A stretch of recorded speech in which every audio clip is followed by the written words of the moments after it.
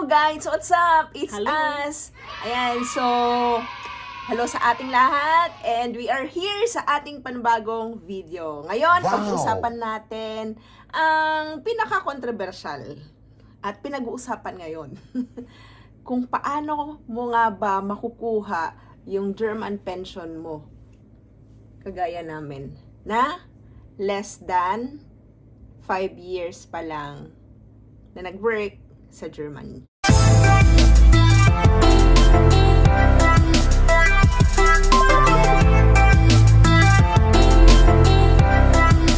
Okay, so pag-usapan na natin ng step by step and we hope na wala kaming makalimutan sa ating video ngayon. Ayan. So anyway, magpapakilala lang kami. I'm Tin. I'm Mick. And we are negosyanteng nurses, apparently. But anyway, we worked sa Germany for 3 years. And after 3 years, almost 3 years, specifically mga 2 years and 11 months lang kami doon. And then because we have a side hustle, and then the side hustle, yun yung reason kung bakit kami nandito na sa Philippines for good. Ayan. And so umpisa na natin. So paano nga ba, bakit nga ba namin, bakit nga ba kami nagkaroon ng idea na may pension sa Germany? Kahit hindi mo nakumpleto yung years mo doon. Years meaning retirement. Okay? So, paano nga ba? Nagkaroon kami ng idea when we were there na nag-work noon kasi parang naririnig-rinig namin na may pension. Pero hindi pa kami that time sure kung totoo nga ba. Siyempre at that time nag-work pa lang kami. So, ayun, ano pa? Ayun. Nung nag-resign na kami way back 2021, syempre, nire-research na namin kung paano ba kami, ano ba yung steps for Abmeldung, di ba, yung deregistration sa Germany. So, doon na namin nakita na, pwede palang mag-refund ng mga contributions natin sa Germany, no? That is yung German, yun yung public pension na ma-minus sa atin sa ating payslip, di ba? Mga 9.3% yun na nakakaltas sa atin.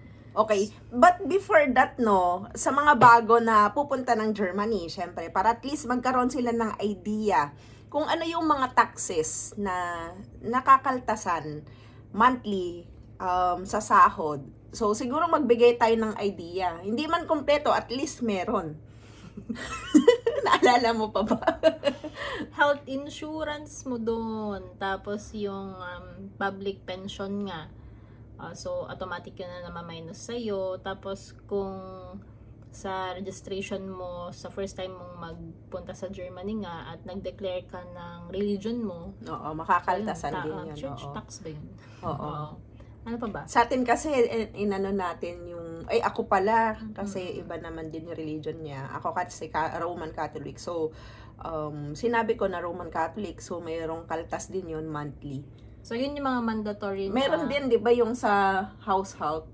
Yun yung mga, voluntary naman siya. Oo. So, maraming mga taxes. Yan. In short, maraming mga taxes. And one of those, ito nga, yung your pension. Okay? So ayun,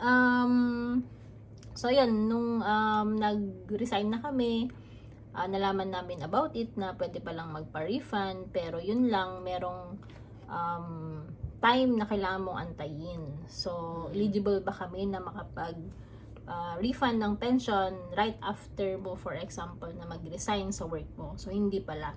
So, we have these requirements para makuha mo yung refund mo sa pension. Number 1, so pwedeng, may magpa-pop out dyan. Ano yung number 1 na requirement or ano ba yung, kung eligible ka ba? So, ito yung mga scenario. So, number 1, kung magiging eligible ka sa German pension refund, dapat nag-work ka ng less than 5 years sa Germany. So, di ba sabi ko nga, 3 years, parang almost 3 years lang kami sa Germany. So, 1 point na. So, tapos, yung contribution mo sa public pension ng Germany, is dapat more than 2 years. Meaning, Meaning, minimum 2 years nag-work ka doon at nagbabayad ka nakaltasan ng ka tax. ng ano. Yeah, nakaltasan ka for public pension. Okay. And then, dapat hindi, so after mo mag-resign from Germany or after mo umalis ng Germany, ito yung isang eligibility natin, no? You do not live in the European Union, Bosnia. So, yun yung mga countries na to. Dapat hindi ikaw nakatira. Ayan, Okay. sa North Macedonia, Montenegro, Serbia, Turkey. So, walang Philippines doon. So, eligible tayo. Okay. Ayun. So, yun. So, natuwa naman kami. Pasok Sa sa news- lahat na yun. Pasok naman tayo. So, ayun. Hinantay lang namin yung 2 years Actually, bago kami parang- makapag-apply Oo. for that. Kasi dapat nagstay ka na sa Pilipinas for minimum 2 years bago mo ma-process yung Application. refund na yan. So actually parang nawala nga sa ano namin yun sa utak namin yung refund. So parang after 3 years pa nag-sink in, parang tingnan nga natin yung pension. Yan. Ayun. So, ayun, nag-Google ulit kami paano nga ba yung step by step na application for that. So, parang wala kaming nakita sa YouTube regarding it. Or, yeah. And then, may friend kami, si Miss Chris Valladolid. She is finance beratin sa Germany. So, nagtanong kami, baka may alam siya regarding dun sa pension refund. And nag-confirm siya na eligible nga kami. Kasi nagtanong din siya kung ilang years kami nag-work, tapos ilang years na kami nag-stay sa Germany. So, ayun. So, naisip din namin na sa kanya, for example, magpa-process, baka alam niya yung steps. So, ayun, hindi pala siya, hindi scope ng practice niya yun. Yung part na yun. So, ayun, so nagkaroon kami ng mga option, diba? Yeah, may mga plan A to plan Z. So, ano yung plan A namin? 'Di ba? Syempre wala kaming idea. Wala din kaming mahanap actually na mga Filipino na nakagawa na neto. So, ayun, ang sinuggest ni Miss Chris is read about this one, sabi niya, yung website. So, pwede rin namin i-share doon sa baba yung website kung saan namin sinunod yung step-by-step na processing ng pension refund. So, madami kaming, tatlo lang naman, dalawa yung option namin.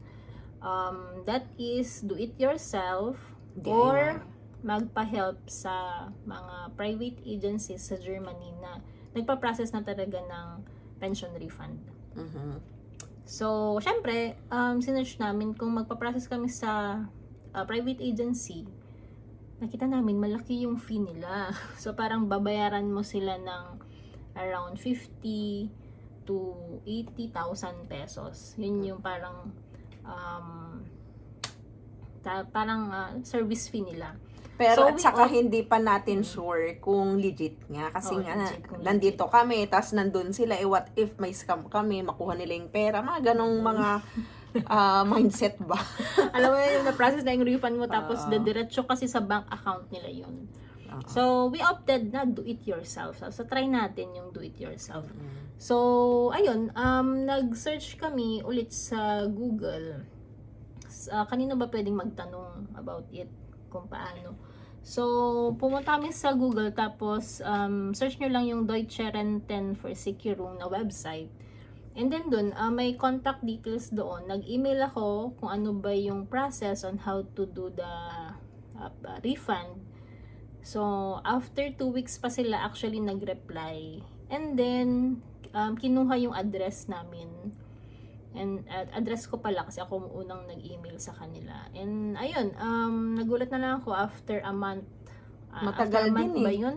Yeah. Yung response. After a month, pinadala na yung mga documents na kailangan namin i-fill out. Pero, hindi na namin inantay yun. Ang ginawa namin, nag-consult na sa iba pang agencies. Oo. Yeah. So, parang inisip natin, di ba, kung do it yourself, ano ba yung pros and cons, di ba? Mm-mm. So, yung pros, for example, is directed yung pera diretso sa bank account namin here in the Philippines, which is good thing yun. Mm-mm. Pero yung cons na nabasa namin sa website, it would take mga 6 approximately more than 6 months na ma-process. Kasi nga, parang i-snail mail mo pa yung mga documents na kailangan. Di ba may mga issues kasi na mga nawawala, mga, alam mo yun, it will take 2 months yung documents, if I'm not mistaken, kasi we tried before. So, talagang literal na snail mail. Di ba? Matagal. So, kung may mga ipapa-require pa sa amin, antayin namin, isasend namin, antayin na naman namin kung ano yung feedback. Yeah, exactly. Matagal ata to. Ganun.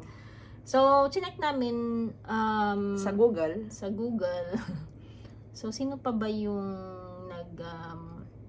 mga private agencies na yun na pwedeng mag-process ng refund? So, may sinadjust si Ma'am Valladolid, may tinindan din kaming ibang website. So, doon na lang tayo doon sa sinadjust si Ma'am Valladolid, di ba?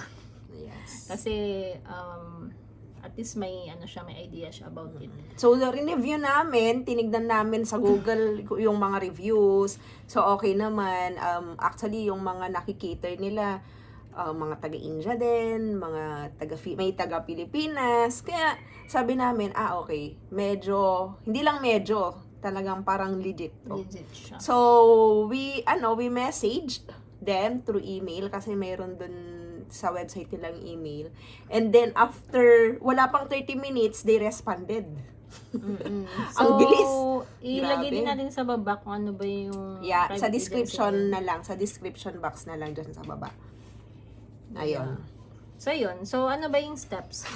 So, nung nag-respond na sila sa email, ito na. Sabi nila, we need these documents or we need these details from you guys. So, number 1 na kailangan nating i-provide is German Social Insurance Number. so, Okay? yun yung SS. Tama ba? SSN. Yan na, mahirap Yung na. tax. Basta yun, yung Tax social ID. Versikirung number. Tama ba? Di ba? Social social. Basta, ID naman. meron doon sa may papel na binigay. Ayan na nga eh. German social. Basta, Nakalimutan yun ko yun. na. German Social Insurance Number. Social Versikirung. Inano ko lang. Luma. So, number 2 is the current address. Okay, current address meaning kung saan ka naka-reside na ngayon. Tapos number 3 is last address in Germany. So, we resided sa Bonn. So, sa Bonn. Okay, complete address yun. And then number 4 is the name and address of your employers. Okay, so syempre, nakalimutan na namin yung name, buong pangalan ng employer namin. So, sinearch pa namin sa Facebook. Okay, hindi namin in-add, pero sinearch lang. Alright, so ano pa ba? Tinignan mo yung mga documents. Oo, syempre, para at least sure na din. No, saan na tayo? 1, 2, 3, 4, 5. So, pang 5th is period na kung kailan ka nag-work. So, for example, nag-work ka from September 2019 to sabihin na natin April of 2021 yan. Dapat nakasaad doon. Okay? So, ano pa? Job title. So, kami kasi is Gesundheit und Krankenpflegerin. Okay? So, in short, nurses. Ayan. So, next is where small your, Where shall? Okay, saan maririmit? Ayan, hindi ko kasi maintindihan. Remit, saan maririmit yung pera na So, i-provide mo marirefund? yung I-provide account. mo yung bank account. Lahat ng details yon, bank account number, name, yung address, ano pa ba? Bank code. Oo. Tapos, yun. Next is the registration confirmation or the Abmeldung. Okay? So, sa amin, nung sinabi namin, alam, may abmeldong. So, Ayun, sa amin naghanap kasi, na naman kami naghanap sa talaga baul. kami. Naghanap talaga kami. Sayang yung milyones kami. So, talagang hinanap namin yung abmeldong. Unfortunately, wala yung sa akin, tama ba? Wala yung original. Kasi siguro, dahil sabi ko, hindi na ako babalik ng Germany, tinapong ko na, wala na. Pero Ako. may Pero may copy ako at buti na lang talaga. soft copy. Okay, na may soft copy ako na save ko sa email. Yon. So, So, ayun. siguro, ipapakita ko muna dito yung list para at least makita nyo. Okay? So, next. So, ayun, nag-reply sila. Thank you na sila. Then, may additional requirement pa pala. So, yung number 1 is yung fallback, power of attorney. So, ino-authorize mo sila na sila yung mag-process on your behalf. Number 2 is yung payment declaration law firm provided escrow account. So, may form na tawag dyan, A1313. So, ano na lang natin yung tsura niya. Number 3 is yung Certificate of Life and Nationality, that is Form A1002. And yung number 4, yung signed copy ng refund contributions. Oo. ilagay mo So, na. lahat naman yan, sinend no agency. Kaya napaka-smooth lang talaga. Mabilis ang lang. It's up to you kung gagawin mo na ngayon or ipapabukas mo na. Kung gusto mong gawin yung or ma-receive yung refund mo as soon as possible, gawin mo na ngayon, di ba? Sayang din. So, ayun, nagtanong din ako kung magkano yung estimated na makukuha namin or makukuha ko. Yun lang, ang parang requirement niyan is kailangan mong i-send sa kanila yung yearly tax slip mo sa mga years na nag-work ka. So, which is wala naman, hindi ko na mahanap. Kaya, yun. Bahala na kung magkano man yung makukuha ko. So, ayun, sabi sa email, average processing nila is 2 to 3 months, but not longer than 6 months. So, good news yun, no? Kasi mabilis Buti na yun. lang. Kasi kung nag-DIY kami siguro 2 years, 1 year, bago namin makumpleto lahat ng mga proseso. Ayan. And good thing talaga at meron tong private sector na to.